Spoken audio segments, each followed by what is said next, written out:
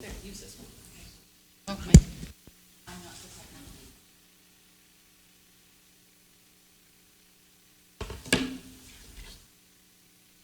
technology. Good morning. Thank y'all for inviting me out.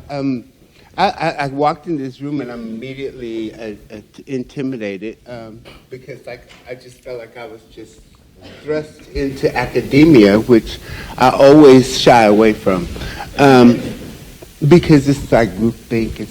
Yeah. But anyway, those are my personal things. But thank you for inviting me here, and I'm here simply because I've been infected with hepatitis C and really struggling to get treatment because my scores are 0 to 1, right?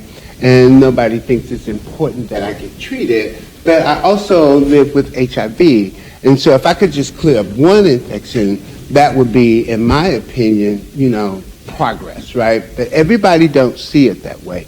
So, that's why I'm here talking about that. I think that as many people as we can clear of hepatitis C, then the closer we are to just wiping this thing out.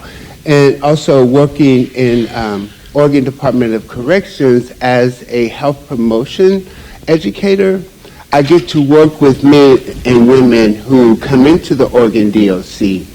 And this is a great opportunity for us to get them cured while they're there.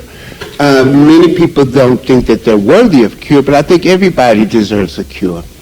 And I really want to say that, and I really want you to hear that. Everybody deserves a cure, right? And we just want you to know that I do what they call risk ed, and I actually am one of the first people who talk to the men and women in custody at Oregon Department of Corrections.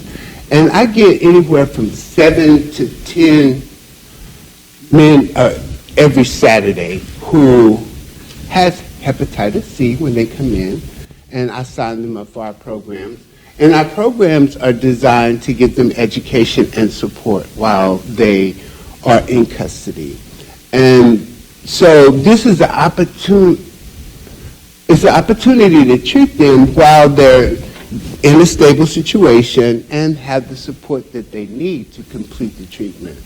And the support doesn't come just from me and my colleagues. We have a program called HAP in Oregon. I don't know if you've heard of it, but it's Hepatitis C HIV Awareness Program. And these inmates do amazing work doing outreach within the prison. My superior, Ann Chatwin, did an amazing job taking that from being at OSP and moving it throughout all of the institutions. And so we have, the staff, we have the support for these people to successfully complete treatment and leave custody free of hepatitis C. And so that's why I'm standing here today, just to let you know that we're in a great position, to really eradicate a lot of this this illness if you just buy in and do the work that we are all challenged to do. That's really all I have to say. I also want to say thank you for the tremendous work that you all do. I hate numbers, I hate stats, but we have to do it.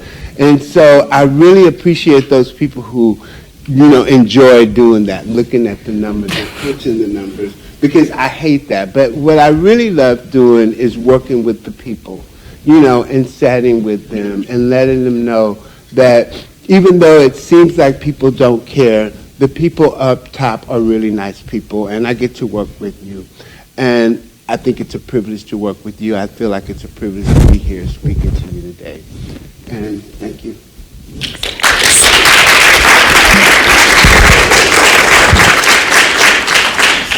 So when Maurice is saying he hates numbers, I'm looking over at Jeff Capizzi. Yeah, he loves numbers. Yeah, because I don't math. I just don't math. I'm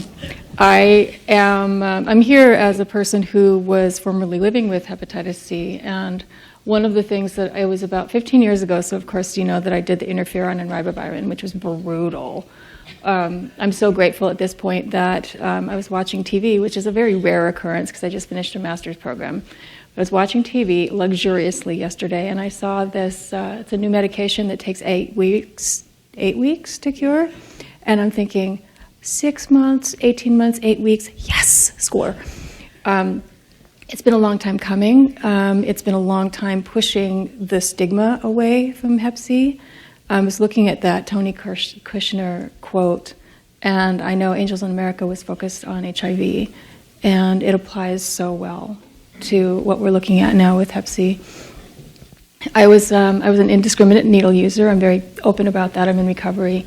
And I got treated at 5 years clean, and I had to fight really hard to get treated because I got clean and sober, started living my normal life like I should have always had, and part of that meant being really active. I was very healthy looking, and I was horrifically symptomatic. And the medical services I had kept telling me, well, you look fine, you know, you're doing all these things, you look fine. And I said, I don't feel fine. I don't feel fine. These things are happening to me.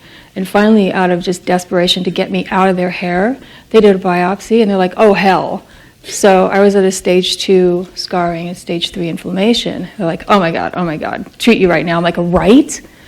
So knowing that I, even in recovery I was working in an architecture firm, I had all the outsides going on, still fighting that stigma and fighting that, like, I need to be treated, I am symptomatic. And then the interferon, and halfway through the interferon, I was like, what was I thinking? Oh my God, this is worse than ever. But now I'll always test positive for antibodies, and I've been clean ever since. So one of the things that I wanted to bring is that, and this is like preaching to the choir, but I know that when I was cured, it was more incentive for me to continue in my life of recovery. And I do the testing in the prisons for the men and women. I do at Columbia River Correctional Institute and at Coffee Creek. So I go over the results with people. And more often than not, when there's a positive Hep C, they know. And they're very transparent about, well, I was a needle user, or I have all of these are prison tattoos. And so I have that opportunity to discuss with them, this is your next step. And up until now, I wasn't able to explain to them that they had a possibility of curing within the system. And when I'm able to say that, we both cry. Yeah.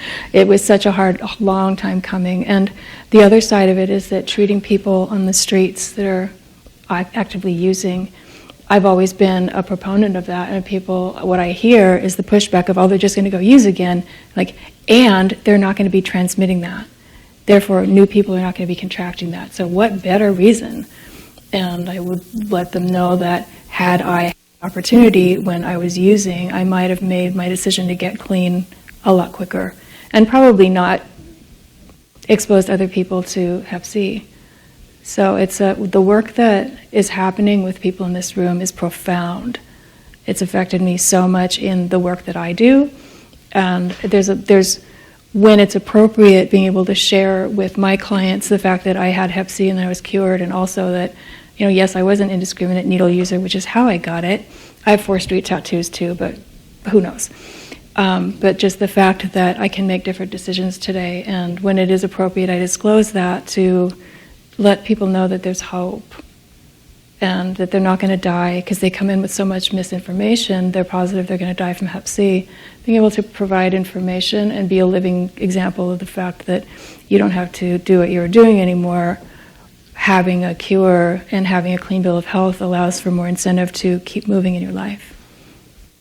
So us two, we're badasses.